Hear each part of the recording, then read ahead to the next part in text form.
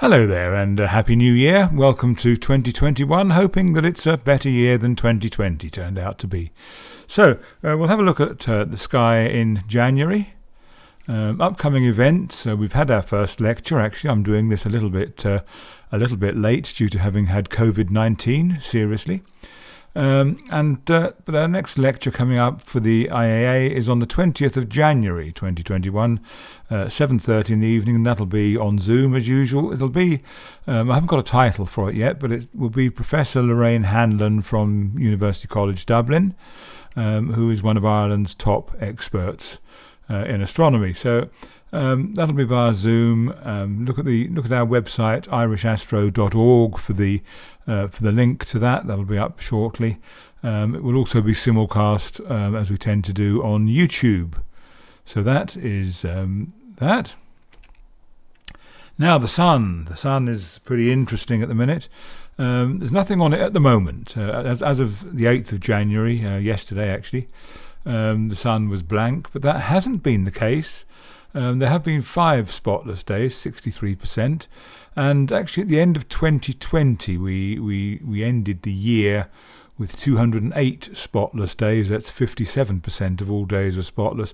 Now compared to 77% of 2019, you can see that solar cycle 24 is well and truly over, and we're into cycle 25 now, which is beginning to look a little bit lively. The estimates were that it would be very similar to 24, which wasn't a particularly active cycle, but 25 may surprise us a little bit. Can't tell till we get there, of course. But that's worth keeping an eye on our closest star. Now, just as a matter of interest, the Sun is around the largest it will normally be at the moment. As of the 2nd of January, it was at perihelion. That is to say, the Earth was closer to the Sun than usual. Therefore, the Sun looks a bit bigger than usual, 32.53 arc seconds, and that's opposed to 31.47 on the 21st of June 2020. So it's just under 150,000 kilometers from the Earth at the moment, the Sun, and it can be a bit more than 150 as we head towards June. So that's the Sun. Now planets. We sort of, I don't actually know anyone who saw the very closest approach of the Grand Conjunction on the 21st of December. I certainly didn't. I was clouded out completely. But I did see it on the 20th, not very well, and I got a picture that wasn't that great because I actually had a telescope out on it in a howling gale, and that of course behaves very much like a sail and wobbles around terribly, but I used video, and so I got some good frames of video just at times that it wasn't shaking so much. But Jupiter and Saturn are now heading towards the Sun, getting closer towards the Sun. You can still see them in the early parts of January, sinking in the southwest immediately after sunset. Saturn is at opposition on the 24th of January and Jupiter shortly afterwards, so they will be invisible before that point. Mars is still high in the south after sunset. That's well worth a look. Still fairly bright. It's fading now. It was at its brightest last October, of course, and will now fade and will be bright again in a couple of years. Venus is sinking towards the Sun early in the morning. It's a morning star before sunrise, but getting closer to the Sun and therefore less high when sunrise happens. Now Mercury is visible. It's quite a tough observation, but it's visible with Jupiter and Saturn after sunset from the 8th of January onwards, and it's at its highest on the 24th of January, and that's a nice evening apparition of Mercury, but quite low, and so you'll need a fairly good southwest horizon to get a good view of that one. Uranus is still there in Aries, visible most of the night, magnitude 5.7. You will need at least probably binoculars for that. Some people say that as it's 5.7 that they have seen it naked eye. You need a very good sky to see that, I think. But binoculars or a small scope will show Uranus quite nicely as a green blob. Likewise, Neptune is in Aquarius, magnitude 7.9, and that requires a scope, definitely. You can just about pick it out in binoculars, I think, but really you need a scope to see, because it's 2 magnitudes less bright than Uranus. Appears as a small blue dot. And so that's the planets. Okay, there are passes of the International Space Station. Now, you've got to remember at the minute, the International Space Station is carrying 7 astronauts, which is unusual. But it's usually 6, but there are 7 astronauts on board the ISS, because, of course, the Crew Dragon put 4 up. And there are evening passes visible from the 20th to the end of the month, and indeed into February. And just looking at what we've got here, we've got sort of magnitudes up to minus 2.9, minus 3.1, minus 3.2 on the 29th of January there. And some of them really quite high in the sky. 51 degrees from Belfast is as high as it gets with the International Space Station. Now, there are 2 interesting events in the Belfast area. For those of us in the Belfast area, there are 2 ISS lunar shadow transits on the 21st and 22nd of January. The first of these, now the maps don't come out terribly well here, but the path goes across from Bangor into sort of Glengormley area and across to Antrim and Lough Neagh. That's the path you want to be on the centre of that ideally. Groomsport would look like a good place there.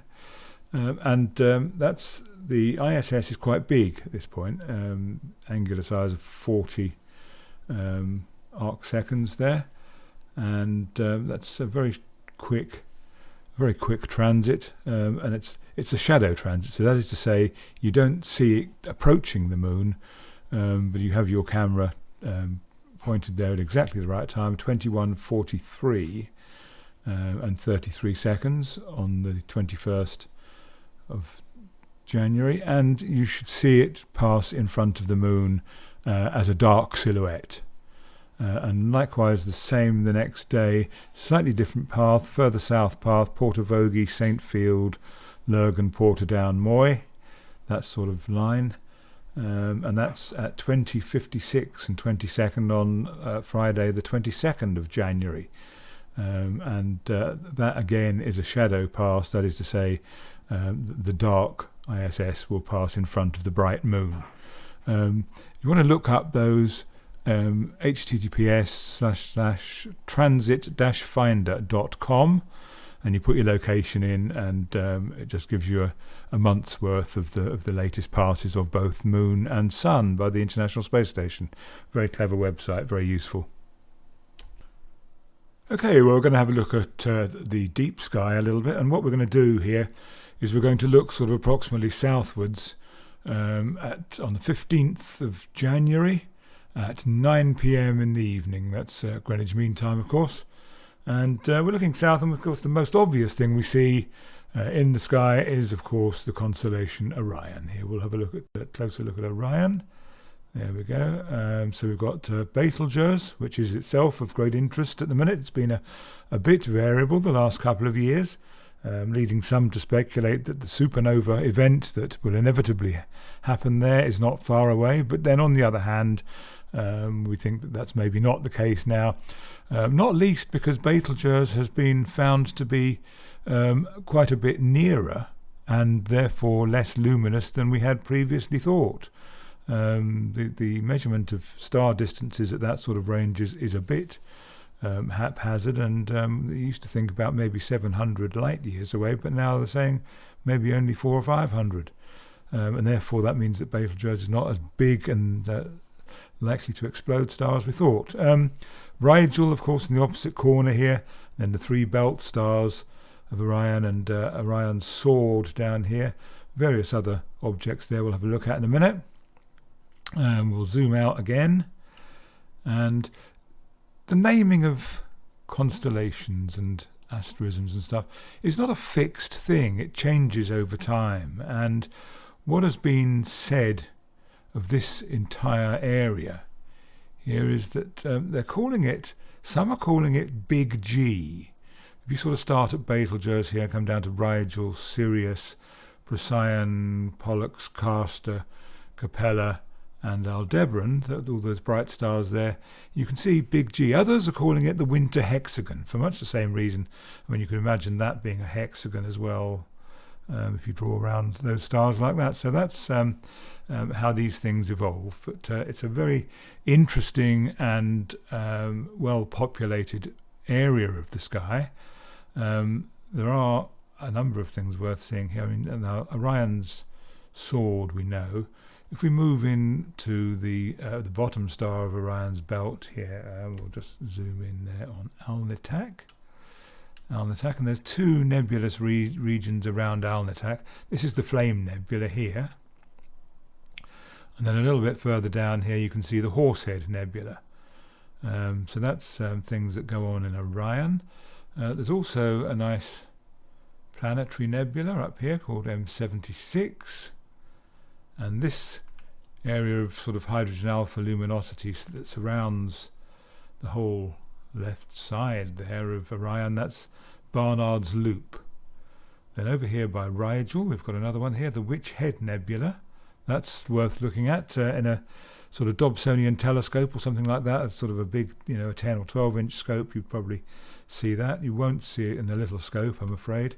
You will, through a little scope, see nicely the M42 and the associated areas there. M42 and a bit further up from this is where the Running Man Nebula is, NGC 1999, I think. The other one that's worth seeing in this area is the Rosette. Is the Rosette Nebula. And it comes in two parts, actually.